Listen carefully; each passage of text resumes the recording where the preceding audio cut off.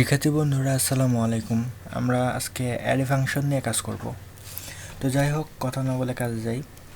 তো আমরা একটা ভার নেই, ভার কার্স,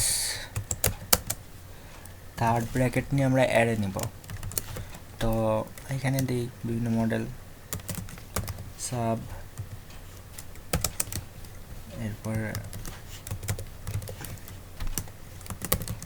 ভলভো, সরি কোটেশন হবে,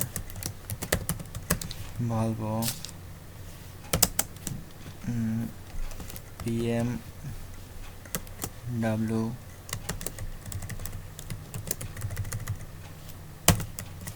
তো এটা আমরা প্রিন্ট করি। আমরা একটা অ্যারের মধ্যে তিনটা জিনিস নিলাম, document dot element by ID মধ্যে টেস্ট ডট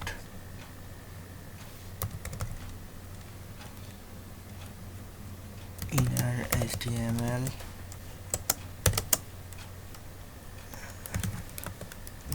কার্স। তো আমরা একটু রিফ্রেশ দিয়ে দেখি কী অবস্থা। তো আমাদের তিনটা জিনিস চলে আসছে। এখন যদি আমরা যে কোনো একটা নিব, একটা নিতে হলে ধরেন আমরা 0 থেকে শুরু হয়, 0 1 2, তাহলে হচ্ছে আমরা ধরেন ফার্স্টেরটাই নেই, 0 দিয়ে দিলে আমাদের একটা চলে আসছে। এভাবে যদি 1 দিলে ভলভো আসবে, 2 দিলে BMW আসবে।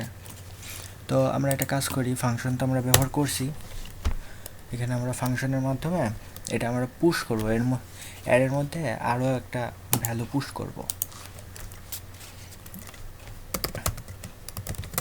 ফাংশন মাই ফাংশন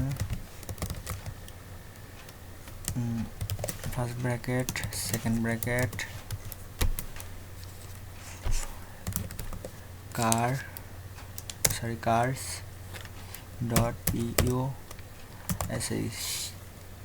push পুশ কি পুশ করার মধ্যে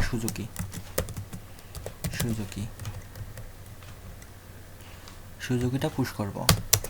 তো আমাদের সুজুকিটা পুশ করতে হলে এখানে প্রিন্ট করতে হবে না, প্রিন্ট করি। এই যে আমরা এই যে এটা কেটে দিই, এইখানে এটা কেটে দিই।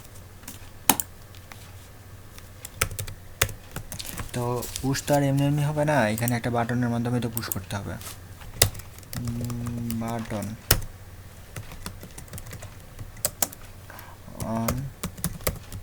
অন ক্লিক আমরা এই যে মাই ফাংশনের মাধ্যমে পুশ করব। মাই ফাংশন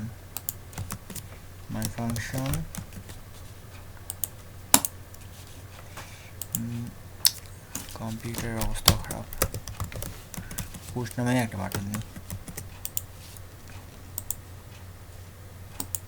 কি ব্যাপার, কি সমস্যা? সেভ দেওয়া হয় না নাকি? চলে আসছে, এই তো সুযোগই চলে আসতেছে। যতবার পুশ করবো ততবার। তো আপনারা চাইলে আরও অনেক ফাংশন ক্রিয়েট করতে পারেন, বা ফাংশনের মধ্যেও অ্যারে নিতে পারেন। যাই হোক, আমি একটু সাধারণ ধারণা দিলাম। যেমন আপনারা এখানে একটা ভেরিয়েবল নিলেন, এর মধ্যে অ্যারে ফাংশন নিয়ে আপনারা এখানে অ্যারের মধ্যে আপনারা ফাংশনও লিখতে পারেন। আপনারা আসলে অ্যারেটা একটু প্র্যাকটিস করবেন, নিজের আয়ত্তে নেবেন।